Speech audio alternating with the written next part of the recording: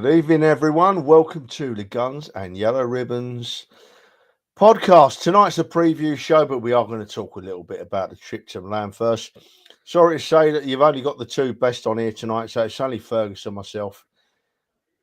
Keep your messages coming in the chats. Keep us busy. Give us your views on Milan when we talk about that. Give us your views on what's going to happen this weekend, and then we'll have a little chat about Arsenal at the end and the shortage of goals and when will our fortunes change. And we're both hoping the fortunes are going to change this Sunday when we play Chelsea. What do you think? Enjoy the show. Let's go, Trev. Welcome to another podcast by Guns and Yellow Ribbons. This is your Arsenal podcast by Arsenal fans for Arsenal fans. Enjoy the show.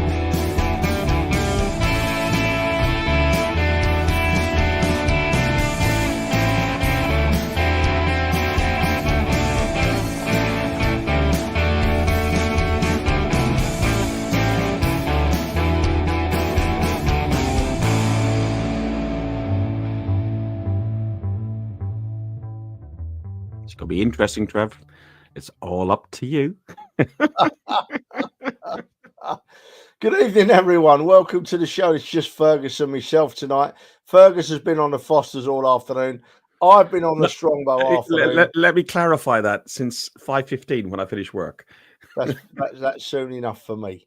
I've been on the Strongbow. Anything could happen. You know, this could be a proper pleasure dome of a podcast, or it could be a right cock up, to be honest. But we'll soon find out. Ferg, how you doing, mate? I think it's going to be the latter. Mate, another really busy week at work, difficult week at home as well. We have sadly had to put one of our cats down, which thank you, you, Dan, and all the lads. Messages to my wife were really, really nice. So, yeah, no. Okay, I'm a bit nervous about the weekend, though, Trev. Bit nervous about the weekend. I think our game is the cracker. And maybe the 8 o'clock on Saturday as well, the Liverpool Villa game. But I think our game really looks like a cracker, and it could be one that decides our fate on how we're going to be this season. Look, right, Ferg, after Bournemouth and after Newcastle, I was on a proper downer. I couldn't see a way out. It looked really, we didn't play very well at all. It looked bad, didn't it? But after Wednesday night in Milan, my hopes have risen a bit, mate. My hopes have risen a bit. I thought we played really well in Milan. I thought we really gave a good performance, and we were very, very unlucky to not come away with at least a point. Ferg, before we move on, we've got my grandson staying tonight. He's downstairs. I can hear him shouting up the stairs saying, "Grandad, say hello. Grandad, say hello." So, hello, Vinny. How you doing, Vinny? Hope you're enjoying yourself down there, mate. And I'll see you in a bit when we finish doing this. Hello, anyway, Vinny. You watched the Milan game on the television. I want to talk about my experience as a travelling away fan after we've talked about the game for a little bit. But I thought we didn't do too bad, Ferg. Take the first half first. How did you think it go, mate? The overall game, I thought we played really well. I won't even split it into halves. I think overall we played really, really well. Stats-wise, I think we had 7 corners, 21 shots. I've not even got any stats on here, but I think we dominated the game. But and the referee, the Romanian referee, I thought was really, really good, bar 2 incidents, which was the penalty that was possibly a 50-50, the one with the punch in the head to the Arsenal player, and the handball. I would have been happy, and I wanted to come out there with a victory, obviously, but I would have been happy coming out of there with a draw. We done ourselves very, very proud. Your tweet, actually, after the game summed it up. I was very proud of our players. I was happy to see Nwaneri get his Champions League debut, and I was also really, really happy to see that Odegaard got a few minutes as well. How did you find it there then, Trev? About the game before we go about the other thing. Yeah, about the game. Ferg, I thought we looked bright from the off. I missed the first couple of minutes. That we'll talk about a bit later. But from what I saw at the start, I thought we looked really bright. I thought we looked a different side with Benny White in right back and Partey pushed into midfield. I thought that made us look a much more complete team. And I think the stats actually were, Ferg. This is off the top of my head, but they had the stats kept coming up. The stats kept coming up on the big screen in the San Siro, and I think at the end we had about 60% possession. We had a stupid amount of corners, stupid amount of shots on target. Milan didn't have one corner in the game. You know, everything was our way, apart from putting the ball in the net. And I'm going to say something that people might, to start us off with a conversation, it'd be interesting to see your view, Ferg, and obviously the people's in the chat. Now, I'm not saying, I've just said that we played brilliant. All 11 players on the field were superb, right? I'm not faulting any of them. Their efforts, Havertz up front, his effort levels, right? Putting himself about, getting in there. But for me, with everything we had and the amount of crosses we got in the box, 40 odd crosses into the box. And don't take this the wrong way. I'm not having to go at Havertz here, but an Ian Wright or a Nicholas Anelka, you know, or a Terry Henry, and we scored 2 or 3 on the night. And that, I've changed my tune a bit since I've been watching these last couple of games. I think that's where we're short. And as I said, don't take that as being Havertz being a poor player, because Havertz was amazing. Havertz played really well like the rest of them.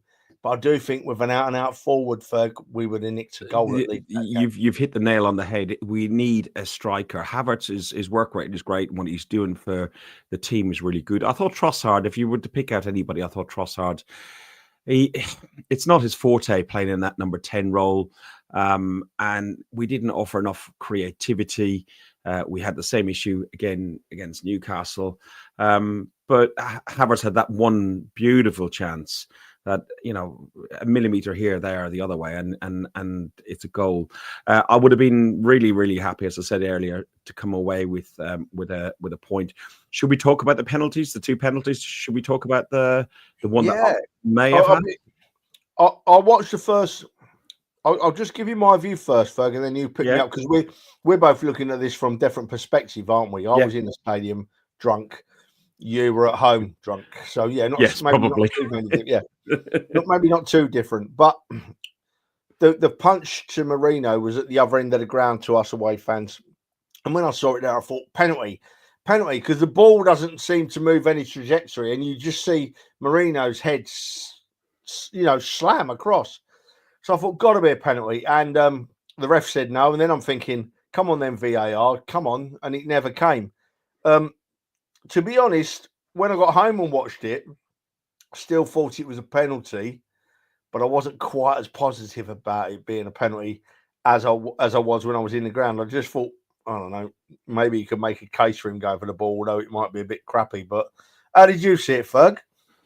At a very moment in time, my wife had said goodbye to her friends and came into the kitchen where I was watching it. And, oh, Christ, you're necking that pint, aren't you? And I've got another one waiting. All right, that's all right. And I didn't actually see it until the replay. And as I saw it in the replay, and I suppose it's different on a replay, I've seen it given, I've seen it not given. They're always going to give the advantage to the keeper, and I think that's what's played out on this one.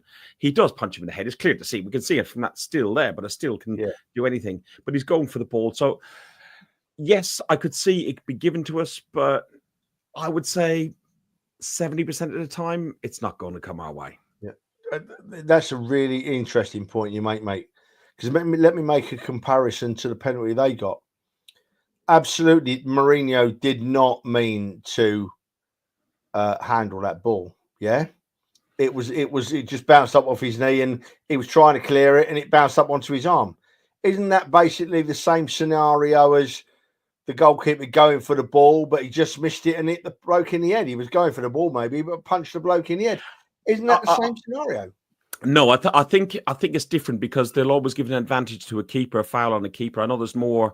They talk about more contact nowadays, and they give it a bit more advantage to the attacking players. But I think in the scenario here that we're looking with the punch on Moreno's head, I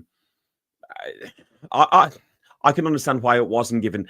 The alternative, though, when we look at the handball, which you mentioned already, that was shocking. That was absolutely shocking. Moreno didn't know anything about it. Look, his foot's up in the air.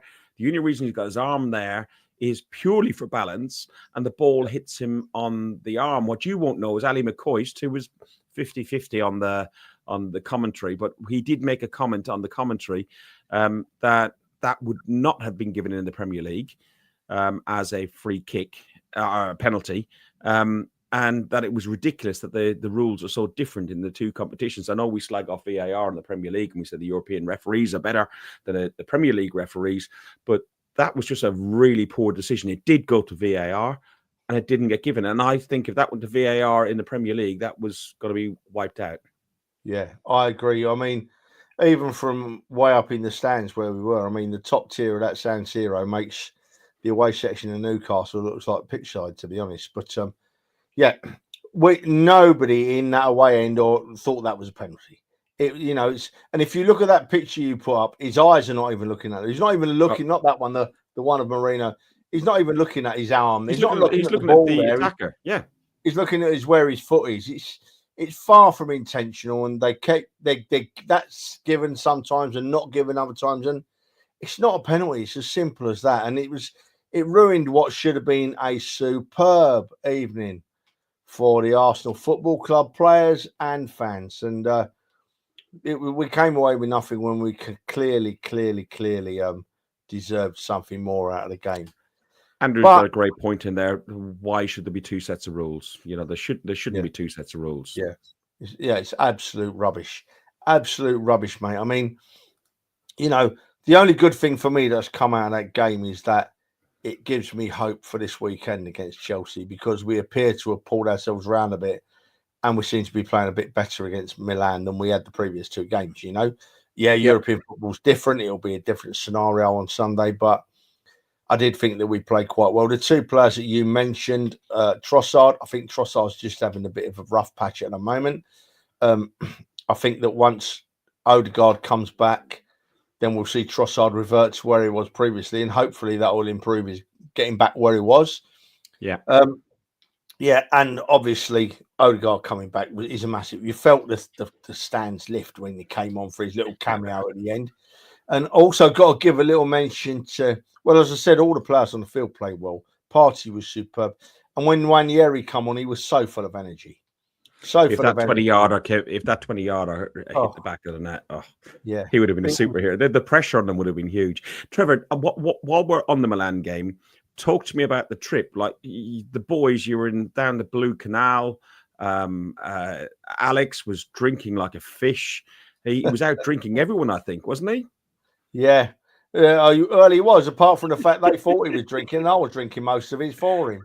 That last picture you showed there, where we sat around that lighter that table there, we just arrived. We got off the plane, and then we got the metro we got the bus from Bergamo into Milan, then we got the metro from Milan, and that place there was about 10 minutes walk from our digs, and we thought, we'll pop in and get a bit of breakfast. It had pizza and all that, and it was beautiful. But it also sold beer, and we made the crucial mistake, the major error you should never make. We decided to have a beer with our breakfast, and of course, 2 hours later, we're still in there drinking beer. I drank mine, and I drank Alex's.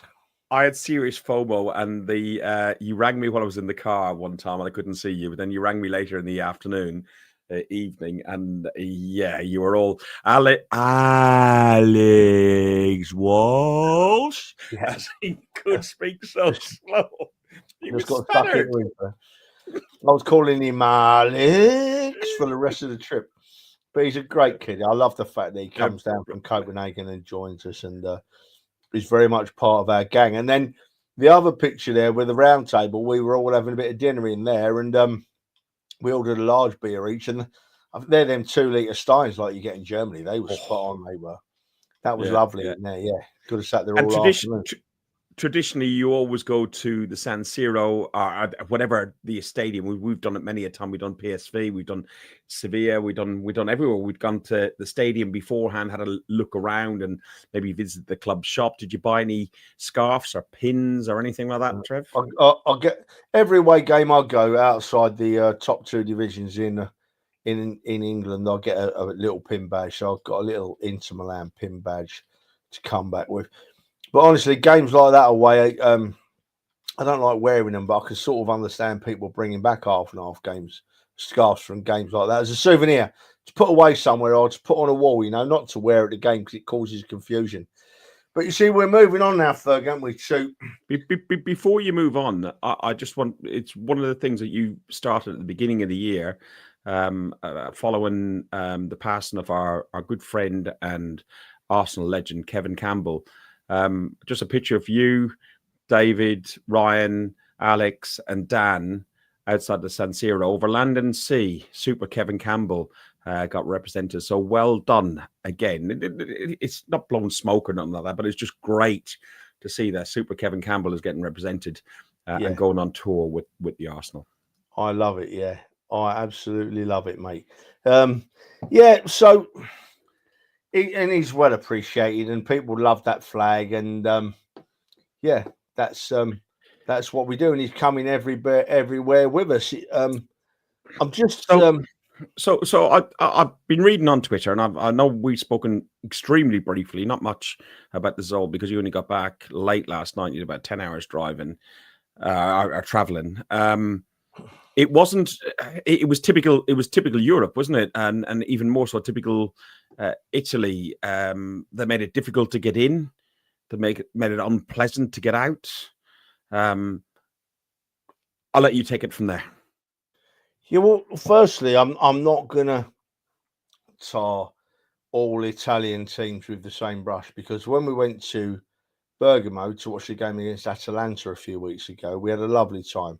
I know it's a much smaller scale, but there's certain things that don't matter with what scale you're on. You know, when we went to Bergamo, there was a fan zone if you so wanted to go there in Bergamo for the Atalanta game, and we were looked after very nicely. And then they had buses there that would take you right to the ground, took you inside the perimeter fence, and actually dropped you right at the turnstiles. So you were very safe, well looked after. The stewards were friendly, perfect. And then we come to Milan this week, and excuse me, that bloody cider's giving me wind, Ferg.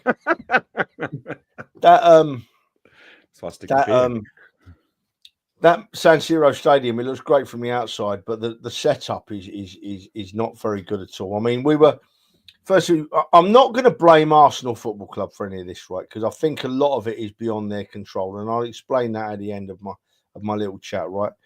The first advice was get the metro to the San Siro station. It's just outside the ground, and then you have to walk slightly away from the ground to get into the away end. Don't get the trams. So we don't get the tram, we get the metro. And they decide to stop the metro a couple of stations short of San Siro. So we get off and got like a 25-minute, half an hour walk to the San Siro. But you can't see the San Siro. Nobody's giving you directions. The police and the stewards are just waving at you. Yeah, do what you want. I know some lads actually walked the wrong direction for about 10 minutes and had to come back again. I saw it on Twitter. At the same time, those fans, the older fans that have been there before and that, just kept their heads down, didn't have any colours on. Got on the tram and got a nice ride with no hassle right to the stadium, and it drops them off right outside the away entrance at the stadium, basically. Yeah. So we walk to the stadium, right, and it's a long walk, and then we've got to find gate 9, so we have to walk right around the stadium because this metro station is on the wrong side of the stadium.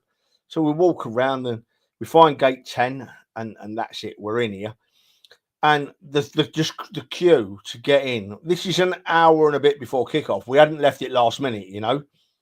Yeah, we were all held in this huge holding pen, and then we had to squeeze through a gate about 4 foot wide for a 4 foot, and the crush, right? The crush that come on was like being on the old terraces, and you've got.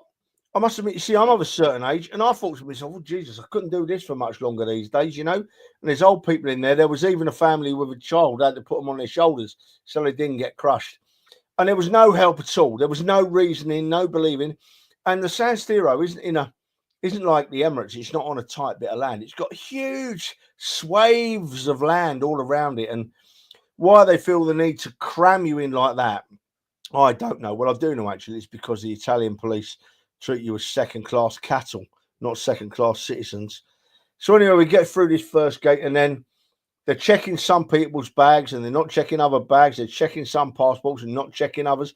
People got in with big bags, and they didn't even check them, you know. Anything could have gone into that ground on the night, you know. Anything could have gone into that ground, you know. And then once we get up to the turnstile entrance, once again, you're shooing all through these tiny little gaps to get into the ground. It was absolutely awful. There were crushes, as I said.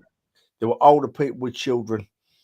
Now there were, I think Arsenal had about, I don't know, 8 or 9 stewards there. There was a picture of them on the Arsenal page, our stewards in Milan tonight. And they've come in for a bit of grief, you know. And I'm not sure that I agree with them getting grief. I mean, they should have been briefed by the Italians, but they obviously weren't, because it was just mayhem, you know. And these half a dozen stewards ain't going to make any difference whatsoever, you know. And then, so of course, when we come out again afterwards, we're holding the ground for an hour after the game, and all the Inter fans are happy. They've gone home. We know what football fans do. They're all happy. They've gone. The outside of the stadium's empty, but an hour later they let us out, right? Well, it was like World War III was going to kick off. These scenes, there were police everywhere and massive swathes, hundreds and hundreds and hundreds of stewards walking in front of us and behind us, and these police at every corner. And there's no one else there. No, if you look in the background of that photo there is no one in the area at all. And we're just treated like muck. And I just couldn't get my head round. I mean, I remember Italy from before, but I couldn't get my head around that we're now in 2024 and they're not learning that England fans, if they're just left to be, are not a problem at all, you know. So what I'm hoping is that, right, I don't think the stewards could have done a lot about it, but I was talking on the plane on the way back to a very well respected Arsenal supporter. I'm not going to name who they are, but they're very well respected. And they said to me that they know for a fact that Arsenal will put in some feedback on how they felt their fans were treated to UEFA. And that's where I think the stewards need to come in, right? Because the stewards will have seen what went on. And now the Arsenal, there's only one way Arsenal can get solid information and solid evidence to send to UEFA, and that's from their stewards. So this is where we need the stewards to do their job. We need the stewards to report back to Arsenal on everything that happened, you know, and all the massive swathes of land, and you're all cattled into this tiny little pen, you know, and the amount of unwarranted police there, all set up in riot gear. This is what it won't do any good, because all teams in Europe do it in Italy, you know, and they never get anywhere. But nevertheless, the report should be sent in with the evidence from the stewards. And then all I would ask then, and this will never happen, I've never known it happen before, I don't think, someone can pull me up on it, is that I would like the Arsenal to tell me, this is what we've sent to UEFA about your experience at the San Siro. This is what we've sent to them. We're sticking up for our fans by sending in this report about what you experienced at the San Siro. Here's the feedback on what we get. It won't happen, but that would make it okay for me, I think. You know what the thing is, as you said, English fans overseas, if left alone, they're in the main okay, especially Arsenal fans. Look, this is pre-game down by the Blue Canal and down that street. And honestly, when I was watching this is when it was the hardest for me sitting back here in the UK watching it. But this video. No one can say it's true. They cannot touch us on me. We're Arsenal through and through. We're singing in the North Bank and in the Country too. Trevor, the atmosphere was just electric. There was, like, you know, pyros. It was good. So there's no reason for the police to treat us like that. We had it in Porto. It seems to be a European thing. We had it in Lons. Should we move on? There was one punch-up I saw, and that was between two Arsenal fans. And that was quickly stopped by the Arsenal fans themselves. That looks like it's lively there. And it was lively. They were all stood outside the pub, all singing and chanting. But there was no trouble, no signs of trouble or anything like that. They were happy. They were football fans doing what they loved to do, travelling to watch their team. And I must say, the Arsenal away support seems to be getting younger and younger and younger. Every away game I go to in Europe now, I'm like, bloody hell, I'm old to do this, you know. But it ain't going to stop. I'll be in Lisbon in a couple of weeks' time, as we always do.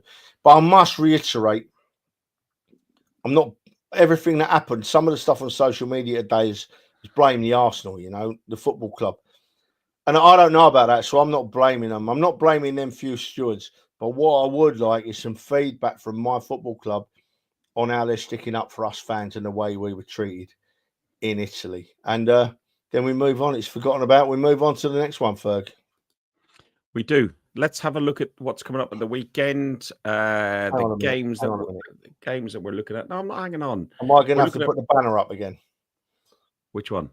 Fergie time. No, I was just going to say we're going to look at Brentford, Bournemouth, Palace, Fulham, West Ham, Everton, Wolves, Southampton, Brighton, Man City, Liverpool, Villa, Man United, Leicester, Forest, Newcastle, Scum, Ipswich, and Chelsea, Arsenal. Over to you, Mr. Hill.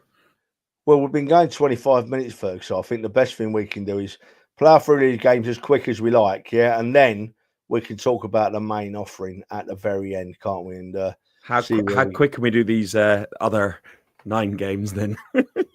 15 minutes? Right, Ferg, okay then. Brentford v Bournemouth. I think it's going to be a 2-1 away win for Bournemouth. I think they'll be a little bit too strong for Brentford. What do you reckon, mate? Brentford unbeaten in the last 7 games against Bournemouth, winning 5, drawing 2. Bournemouth have just won 3 of their last 22 away games. So on that basis, I'm going for Brentford 2, Bournemouth 0. Oh, so we've had a little bit of a disagreement there then. I just think 2 teams that have been playing really well. I like Brentford. I like their manager, but Bournemouth have been beating top teams, haven't they, for fun? So, yeah, I think that was probably... I think we're going to see a Bournemouth win. You seem to think we're going to see a Brentford win. We'll talk about it next week, and then we'll discover I was right in the first place. So we move on, right? Yeah. And what did Donna say? Guys, get your predictions in the chat as well. Right. So we're going to move on quickly, right? Crystal Palace v Fulham. London derby. Crystal Palace underperforming all season, Ferg. Fulham up and down, up and down, up and down, capable of brilliant stuff, capable of awful stuff. Who's going to win this one, Ferg? Well, Fulham at home, as Dan has said, is like Arsenal B team. When Fulham are away, they are Arsenal's D and C team, according to Dan. Fulham, in their 5 Premier League away games this season, have only scored. There's only been 11 goals scored. They've scored 5 and they've conceded 6. Palace are winless in the last 5 games, drawing 4 and losing 1. I've gone for a really, really average game and a 1-1 draw. You're on mute, mate. It's like I just scrolled my mouse all the way over to my other screen. Then I realised I'm mute, and I went into panic mode and couldn't get my arrow back where it needed to be. Yeah, I don't think there's going to be many goals in this game at all. Crystal Palace can't score, but Fulham are unbeaten in their last 6 London derbies, Ferg, and that swung it for me. I think our boy Smith Rowe's going to score a goal, and Fulham are going to beat Palace away 1-0. I think. What do you reckon? Eddie gets a goal, and then Smith Rowe gets the winner. No, not if I think it's going to be 1-0, Ferg. No, I don't want Eddie scoring. Okay, well, I've got 1-1, so yeah, it's yeah, okay, okay. All right, then your favourite team next, your favourite other team next. And your favourite other team. Yeah, up there, yeah, West Ham, Everton. It doesn't excite me a lot, really, with these 2 teams. It's I don't think it's going to be a game that's going to blow us out of the water. It's going to be possibly a 6-pointer come the end of the season, Ferg, the way these 2 teams have been playing, you know. So how's it going to go, mate? Well, West Ham started off the season like losing 3 at home. They've now won 2 at the London Stadium, and Everton have lost the last 3 Premier League away games. I see it going the same way as the Fulham game. I see another draw, 1-1. Not a lot of goals this week, and lots of draws. All right, okay. Oh, you see, Dominic Calvert-Lewin hasn't been doing a lot this season, has he? But I think he's scored in his last couple of visits to the London Stadium, you know, and they've resulted in little 1-0 wins for Everton. So I'm thinking it's probably going to go the same way again. I think Everton are going to nick a 1-0 away win at West Ham, and it wouldn't surprise me if it's not Calvert-Lewin again getting the win for them. That's the way I'm seeing it. So now, like, a much more exciting game. Now we're going to talk about. I can see what the running order is. Wolverhampton Wanderers v Southampton. Today's going to be fun, isn't it? Ferg, Wolverhampton v Wanderers v Southampton, right? Make me get excited about this game. Tell me something that's going to make me think, I might watch that. Oh, I think it's going to be a little bit less exciting than the other two games we looked at. Wolves are winless in the last 10 Premier League games, drawing 3 and losing 7. Southampton thankfully kept a clean sheet, thanks to this man behind us. Aaron Ramsdale had his first clean sheet at Southampton and a 1-0 win over the team we talked about previously. Everton, I'm going for a 0-0. 0-0, that bad. Yeah. You see, I think, Ferg, there might be a few goals in this game. I think there might be a couple of goals in this game. Wolves at home have been a bit unlucky. Southampton picked up last week, didn't they? We say it every week, don't we? And we want to see Ramsdale do well. We don't want to see him get relegated. And every week they seem to get beaten or give a lead away in the last minute. So I don't think it's going to be any different this week. I think Wolves are going to score 2, and that'll be 1 more than Southampton. I think it'll be 2-1 to Wolverhampton Wanderers, Ferg. I do. Might be a few goals in it, but it ain't going to excite me, to be honest. That's for sure. Interesting to see the North Bank podcast. Their panel all had different results. Holly went 3-1, Chris went 1-1, and Steph went 2-1. Cheers for tuning in, by the way. Yeah, thanks for choosing in. Yeah, it's one of them games. It was like we have so many differences of opinion on here, don't we? I mean, it's not so bad tonight because there's only 2 of us, but we do have so many differences of opinion on here. But now then, Brighton going okay this season, aren't they? Up and down a bit, but more than capable of a big win against a side in Man City that haven't been performing, have they? Got hammered in midweek, lost their last league game. Is our Pep coming under a bit of pressure here, Ferg? Listen, Brighton are unbeaten at home. Okay, they've won 2, drawn 3. Manchester City's 32-game unbeaten run came to an end. As you said, they got beaten in Europe. They're missing out on Rodri. I saw something on TikTok or Twitter of Haaland getting an injury in training. I don't know if he played, but I've got Brighton's not an easy place to go to. City aren't performing, and Pep's on his way out his last season. So I've gone for a shock, and it will really help the Arsenal out. Might help out Liverpool as well. But I'm with Danny. I've gone for 2-1 to Brighton. Yeah, Ferg, I can see it all the way, mate. And after what's gone on in previous weeks, yeah, it'll still be a shock, but it won't be as big a shock as it would have been, a couple of weeks ago. And as we said before, the 2 or 3 games before that, City won them, but they were nicking them, weren't they? They weren't dominating; they were nicking them. I think Haaland's been found out. We should have beat them as well. We should, yeah, we should. We got that game. We can't go back onto that, Ferg, because we'll be bubbling and boiling over again. We won't get anything else done in the show, will we?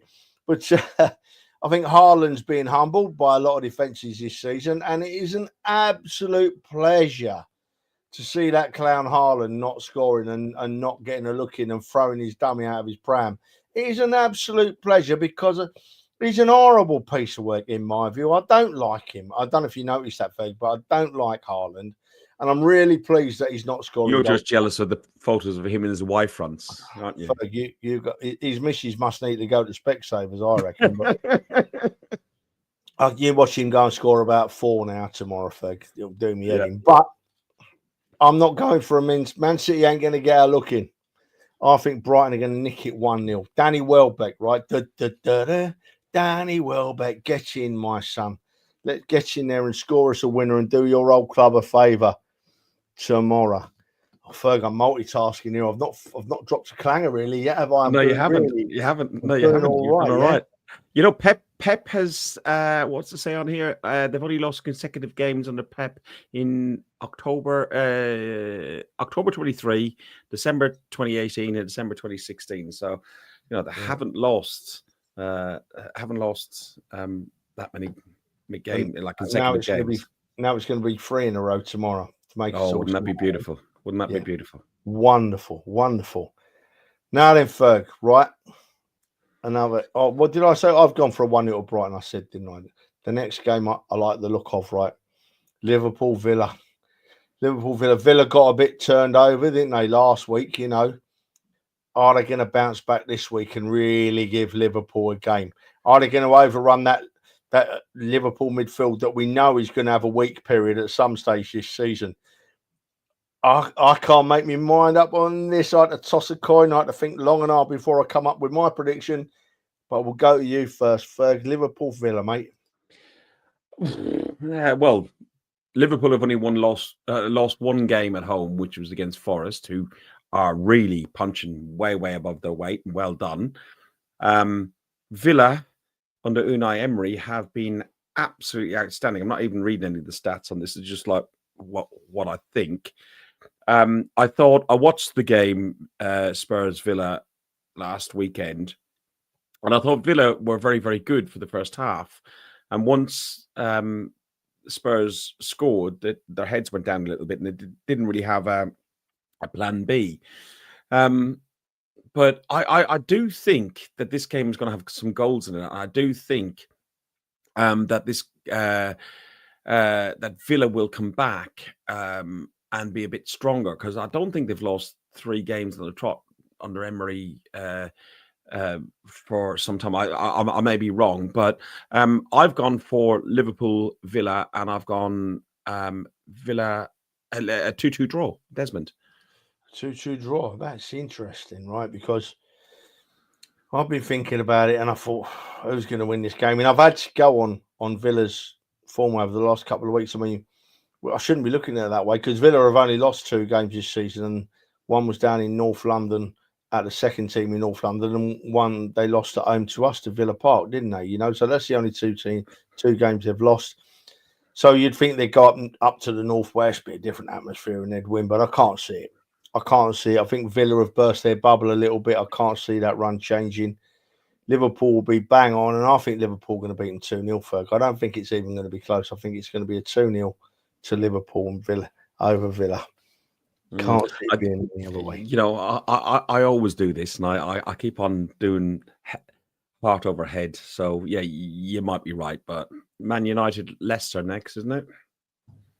Yeah, we could do with Liverpool losing a game, really, shouldn't we? So even dropping some points, dropping points, that brings it and tightens it all back up again. Because Liverpool have only really played Chelsea, who we'll talk about in a few minutes, but they've only really played Chelsea.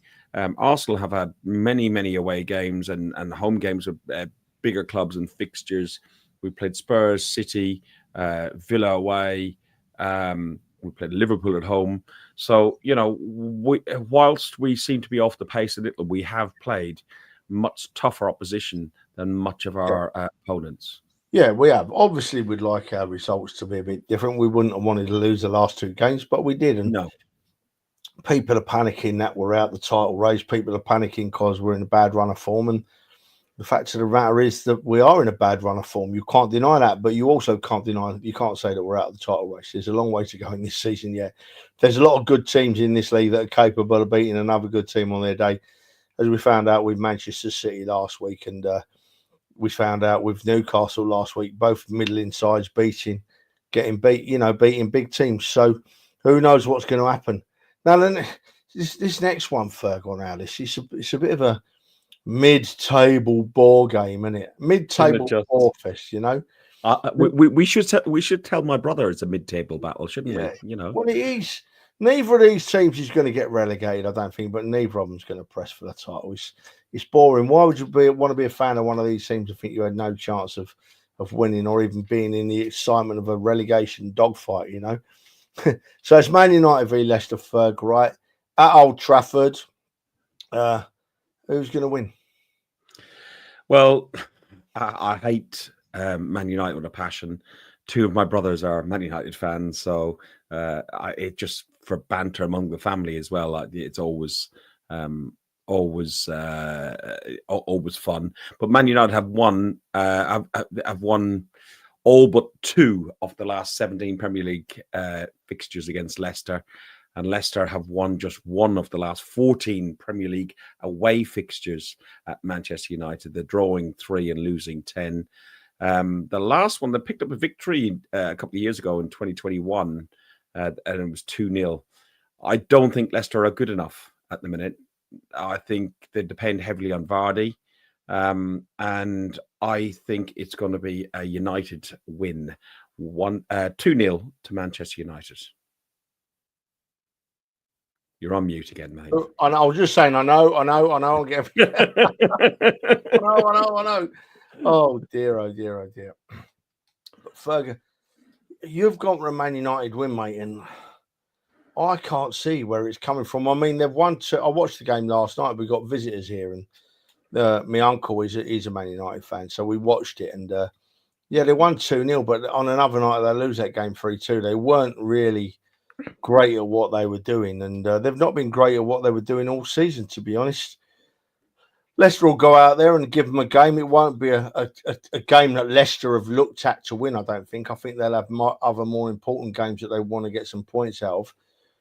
But I don't think Man United are going to be good enough to put them away, mate. I honestly don't. Bruno Fernandes is back for Man United, and I honestly think that makes them look a less dynamic side. I think that when Fernandes is in the side, their focus goes from playing football to trying to cheat. The best cheat wins a game, Bruno Fernandes. I honestly think he lowers their levels. So I can't split them, Ferg. I've got Man United 2, Leicester 2, but it honestly wouldn't surprise me if Leicester nicks an away win, mate. It really, really wouldn't surprise me if Leicester nicks an away win. But I've gone 2-2 at the end of the day. Right. Now then. Where are you on Rashford, and where are you on their new manager? Just out of interest.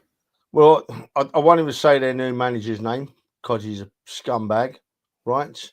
Oh, the caretaker manager. I won't even say his name. Yeah. New manager, never heard of him. Wouldn't have a clue. Rashford looks like, to me, he looks like he don't want to be there. He seemed like he was putting a bit more of an effort last night. What's that? The North Bank podcast said our host Holly would like to distance himself from the thought of a Man United win. I also would be the same, but I think they are going to win. Sorry, Holly. No, I think that Rashford has been. He looks a bit brighter last night, but he's looked like he doesn't want to play football for Man United, and that's a worrying situation. We've seen that at the Arsenal. And it's really hard to turn around, Ferg. And why they've got that, why they're looking that way, I don't know if it's the frame of mind or whether it's just me watching them. Why they're looking like they're going to struggle to win games. And that's why I've gone for a 2-2 draw, mate. I only asked that question because I don't really want to talk about this next game. Well, why not, mate? It's a cracking game, isn't it? I mean, Forest are flying, right? Oh, sorry. Yeah, I've jumped again ahead. Sorry. Yeah. There you go. That's Forest why you're the host. Forest, that Forest manager. What's his name again, Ferg? Is it Nuno? Nuno Santos. Yeah, that's it. Yeah, he's flying. He was very closely going to be our manager instead of Unai Emery. He was, yeah. But I mean, he was walked all over at Tottenham when he never had a chance. Tottenham killed him, and he's done really well to come back straight away and take this Forest side to the dizzy heights of the light they've not seen since the late 70s, Ferg. Unfortunately, I can remember that, So I think he's got them playing really, really well. But I think that Newcastle look to me like they're a bit of a confidence side. And when Newcastle score a goal, God, by God, if last week's anything to go by, they're an hard team to score against when they're 1-0 up. They know how to play when they're 1-0 up, in fairness to Newcastle. They defended resolutely last week. They wasted time when they could. They put the ball out and play when they could. It was clever football from Newcastle last week, and we didn't have the tools to break them down. Once again, maybe if we had a proper out-and-out striker who's going to score 30 goals a season, we probably would have done. But we've already touched on that. So with Forest flying and with their loud home fans, but Newcastle getting a goal and knowing how to play really well with it. I think that Forest will go 1-0 up and Newcastle equalise, and I think it'll be a 1-1 stalemate. Well, I think differently. I think Forest have won the last 3 games. The last time they went 4 in a row was 1995. So, Christ, that's a long, long time. Nearly 30 years ago since they've done 4, and they finished 3rd in the table. No team has gone unbeaten away more than Newcastle have against Forest. All that being said, I think Forest are on a crest of a wave at the minute, and it does worry me because we're playing them soon. And I think that Forest will score 2 goals, but Newcastle, who outperformed themselves, or maybe we didn't perform well enough, will only score 1. So I'm again, Danny. Jesus, we agreed 2-1. I'll tell you what just worried me, Ferg. I was just about to read some stats out on the Forest Newcastle game and look round, and oh Jesus Christ, I still have Man United Leicester up there. That could have been interesting. Yeah, it would have been good, wouldn't it? Right, good stats on that. So I've gone for a draw, mate, and you've gone for a Forest win, and I can see the reasoning behind. I can see some people in the chat, by the way. You're putting you're obviously watching slightly delayed, like Melanie and Barry. Thank you for your results for the games that you're watching while we're talking. But yeah, it's just it doesn't make it appropriate when we put them up on the live show. Go on. Right, Ferg. Okay. I'm just going to say, all I'm going to say on this, right, is Spurs v Ipswich. Ferg, over to you. That's it. Come on. Come on. Look, the Spurs have only won 3. Come on, Ferg. Spurs have only won 3 of their Premier League games against Ipswich. They've drawn 3 and lost 4. Ipswich won against Spurs in 2001, 2002. It's at the Tottenham Stadium. On that basis, I'm going to say there's going to be no goals, and it's going to be a draw. Can't believe you can see that. I cannot believe you can make. You're going to say 15-0 to Ipswich, aren't you? No, I can't believe that you're making reasoning for that second-rate team to get a point. I can't believe how you're making reasoning for Tottenham. I apologise to Ipswich fans. I don't. Yeah. I think I don't even look at stats for this game. Tottenham are playing. I hope they lose, so I'm never going to say they're going to win. Which is absolutely makes this point. This actually makes this show quite pointless, doesn't it? For when I'm doing that game. But I'm hoping Ipswich's luck will change because they have had a bit of bad luck. I think they're a team of grafters. They're probably not Premier League standard, but they graft and they've not had much luck this season. So I'm going to go for them to beat Tottenham 2-0 because the Tottenham fans have got the hump with their team right after losing this week. The Tottenham they could have lost 8-2 last night. Oh, they were smashed. Yeah.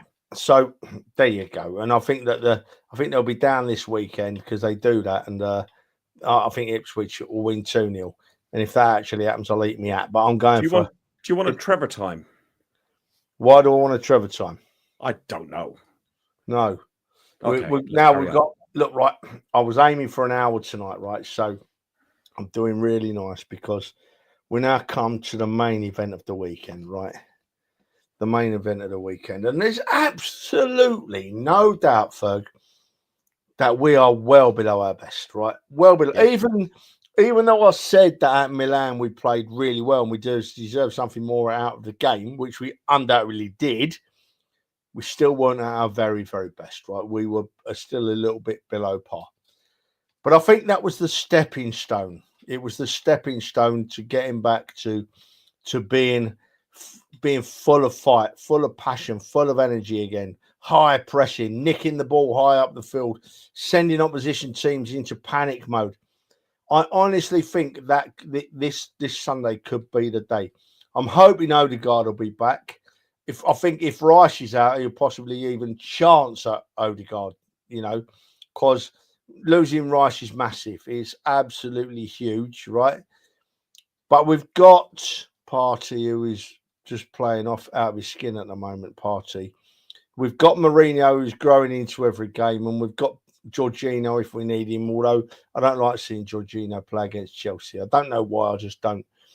So I think we're going to be all right on Sunday. We'll be all right. If Odegaard plays, we'll be better than all right because we'll have all of our pressers back up front, right? I noticed when Odegaard came on against Milan the other night that Arsenal were kicking towards us. And I noticed when Odegaard come on, the press immediately moved up the field. The energy was immediately higher, and if that's back and we're doing that for 90 minutes, then I think we've got a cracking chance against Chelsea, Ferg. I really do. Although Chelsea are playing well, but Palmer's a doubt and they've been relying on him a lot. But I think we've got a cracking chance against Chelsea. I think we can win the game, Ferg. Well, we haven't gone 3 games on without scoring and losing since 1994. Yeah, we've lost to Bournemouth 2-0. We lost to Newcastle 1-0. I think I'm positive with Odegaard. Odegaard. Sorry, I was just going to correct. That's my nephew, Connor. When you put in 1-0, you should take Arsenal, and it should be like the away team goes in second. Just clarifying that, Connor. Listen, son, right? You've got no right to be pulling anything up about grammar, son. You've got no right. This is true. This is true. This is very true.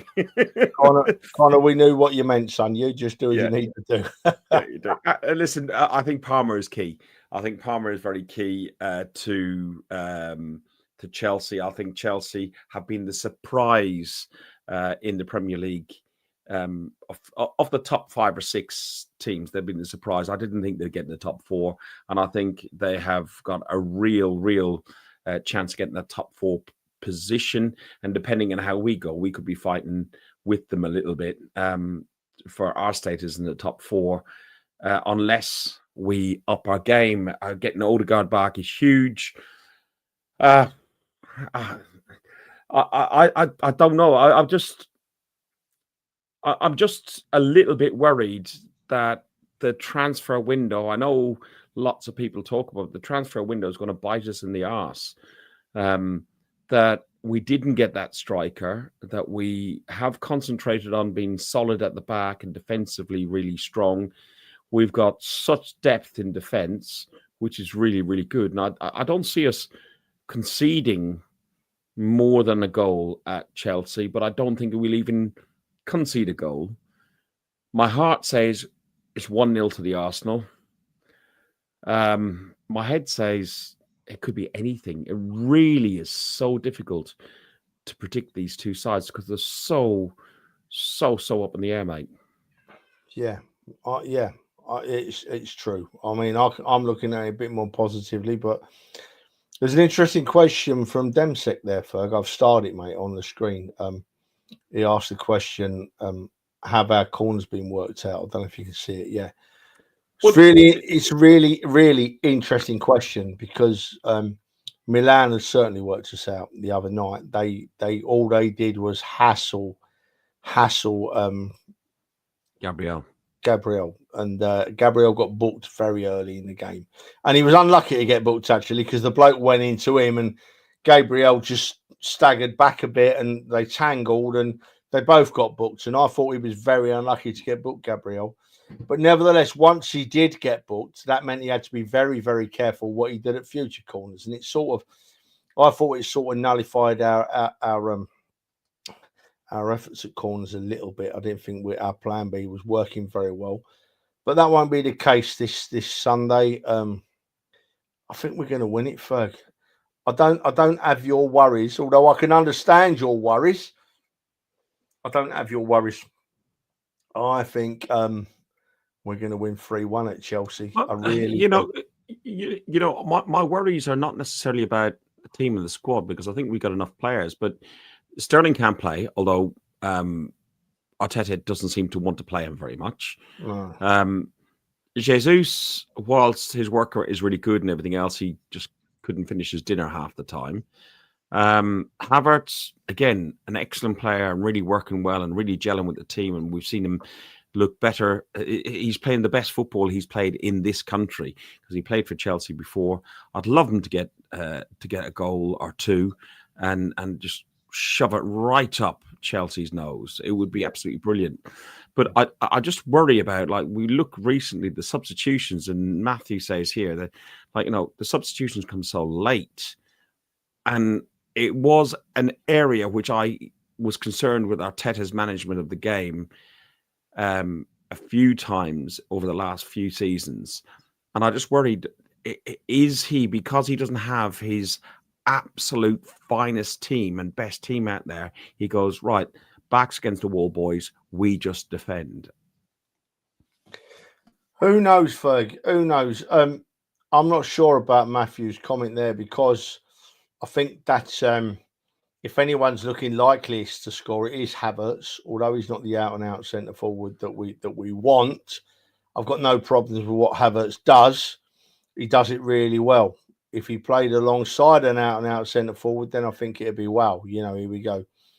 As for Jesus always gives us 100%, doesn't he? 110% if you want. Yeah. But he's not putting the ball in the net, is he? Which, if you can put in all the effort you want, if the ball's not going in the net, you don't win football games, So you have to look at it from that perspective as well.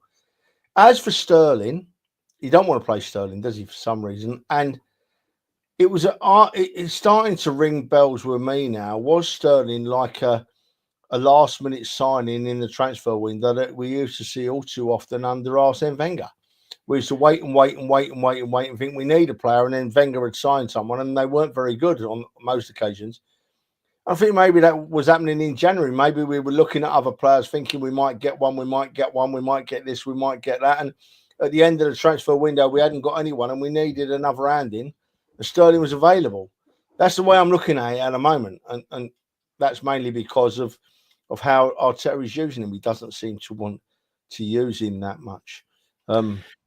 It'd be interesting to see what happens. Like, Edu's moving on, and it'll be interesting to see what happens in the transfer market. On that note, I think the person I'd like, mate, I'm going to have to empty this bag in a second. The person I'd like is Dennis Bergkamp. That's who I'd like. Who would you like? And I'll let you talk about that. So he leaves me when I got a mouthful of beer. Yeah, thanks, Ferg.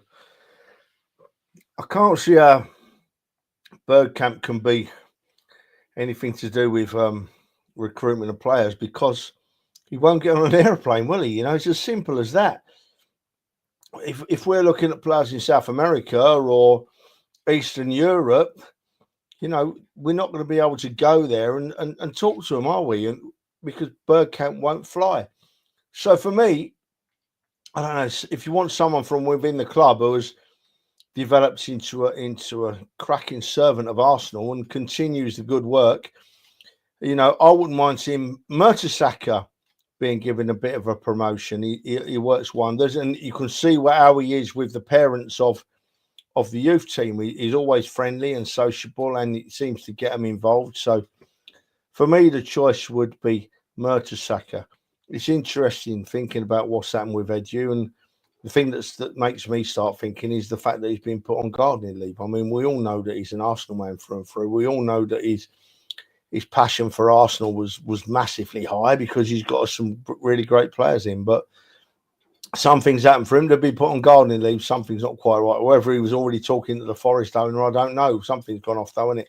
But yeah, for me, I don't think Bergkamp carries the tools to do the job, i.e. he won't get to where we need him to be to sign players. And I just think Mertesacker's got his head screwed on, and I wouldn't mind giving him a go. But at the end of the day, I would like the person to have the most choice in who we put into that job to be Arteta, because Arteta's the one that's got to work with him closely, and it needs to be a two-way thing. I don't think we can have someone in Edu's position just bringing players in without talking to Arteta. There've got to be players that Arteta wants, that Arteta can see match where he needs to strengthen his team. So Arteta's got to have a big say in it. I have had some communication with people. We've got Geordie in the chat. Have we? Yeah. Away. lads.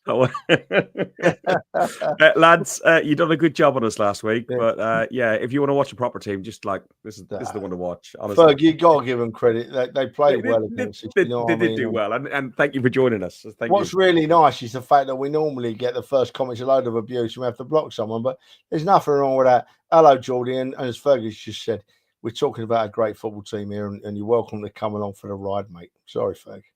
Yeah, I have had some contact with some people close-ish to the club and so on, and the decision for the replacement for Edu will be decided or selected by Edu, sorry, by Arteta, and Arteta it will be the key driver on that. Obviously, Garlic, Josh, and Tim Lewis will do all the legal side of things, but it will very, very, very much be driven by Arteta. But Demsek puts up a really interesting question.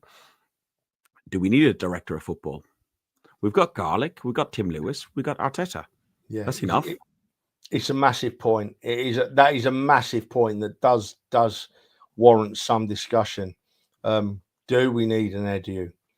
Or as you say, now we've got Garlic, and we'll have many contacts in America through the Cronkies that know the game. Do we need an Edu?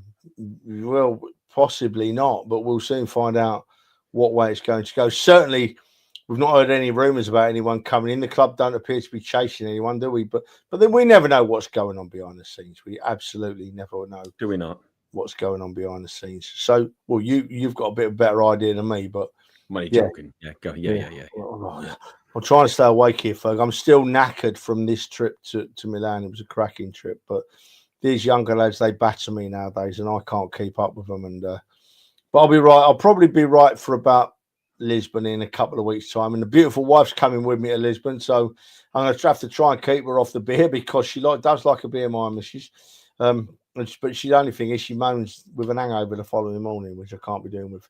But anyway, did I say we drifted there, Ferg? I've gone for Arsenal win 3-1 at Chelsea. And what have you gone, Ferg? I went 1-0 to the Arsenal. That'll do. We'll take either of them. We will take either of them. Right, Ferg. So, do you know what? It's just over an hour. We've done all right, mate. We've done what we clawed that back really well, considering we talked about half an hour from Milan. Yeah. We've nearly hit the target. Just to sum up, we spoke about Milan. I was very happy with the performance, very unhappy about the treatment of the fans, but I'm not blaming Arsenal Football Club for that. But what I would hope is that Arsenal Football Club would send some kind of representation to UEFA or Inter Milan, and that they would feed us back on what they've got from that. That would be really great from a travelling fan's perspective. I've really enjoyed tonight. I've had a couple of beers. Just you and me, Ferg, and I don't think we've missed Dan and Alex really ever. You know what I mean? It's just they're useless, aren't they?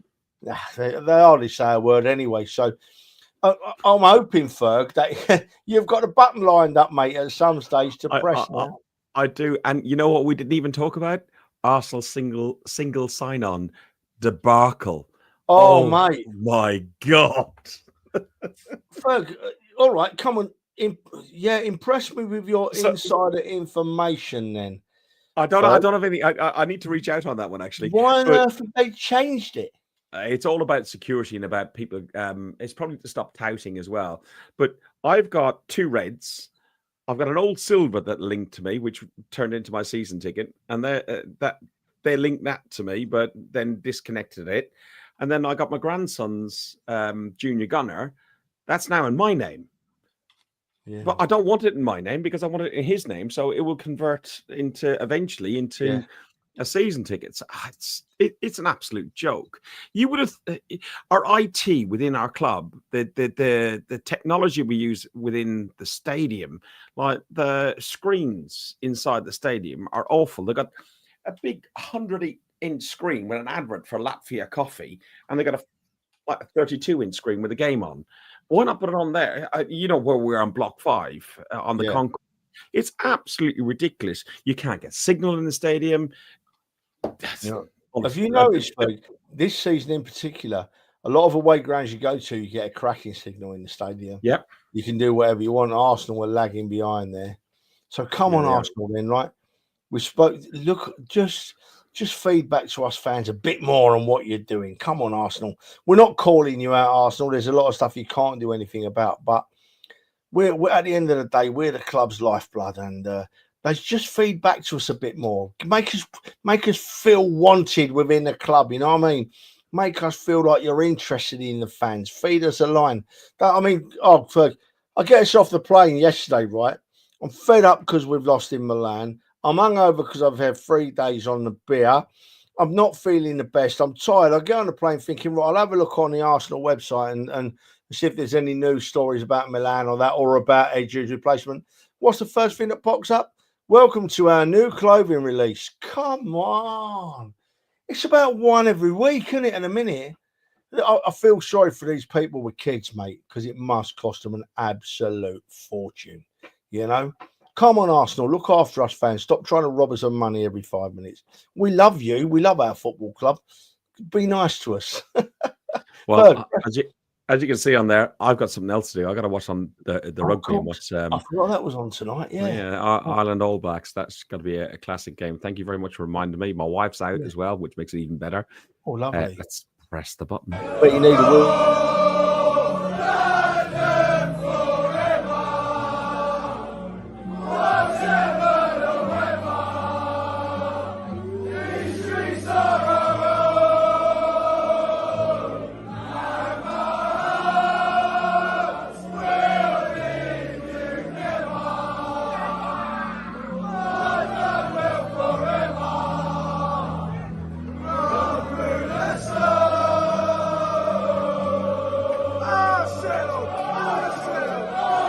So many faces in that crowd, Trev. So many faces. And I love that little bit. Never.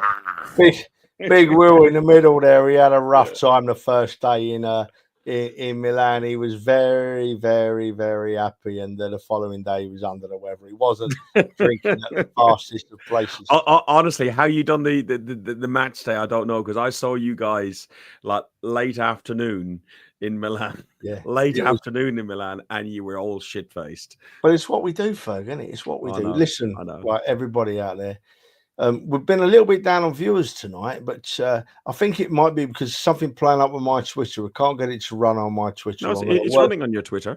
I've just looked on mine, and it's not linked in, Ferg, at all. Unless it's my phone and not anything else. You got but anyway, on Twitter right now. Look, Ferg, right, we've still got hundreds of viewers out there watching us live right now. Thank you so much for watching.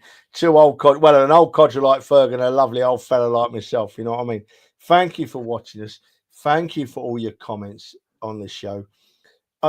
We enjoy this so much, and we do it because we love it. And half the time I sit here talking to Ferg and I forget you're all watching, and for that I apologise because I shouldn't do that. But it is great. And if you can find your way over to YouTube and just give us a like or a subscribe. It don't cost you nothing, but you can just like us on there, and it just gets us more followers. And we like the thought that more people enjoy what we do. So, Ferg, it's good night from me and. Oh, we're not the two Ronnies, are we? Up the Arsenal, fuck the Spurs. Come on, you. Thanks for listening to Guns and Yellow Ribbons, an Arsenal podcast by Arsenal fans for Arsenal fans. Follow us on Facebook at Guns and Yellow Ribbons or Twitter at Guns and Ribbons. And remember to rate and review us too. Up the Arsenal.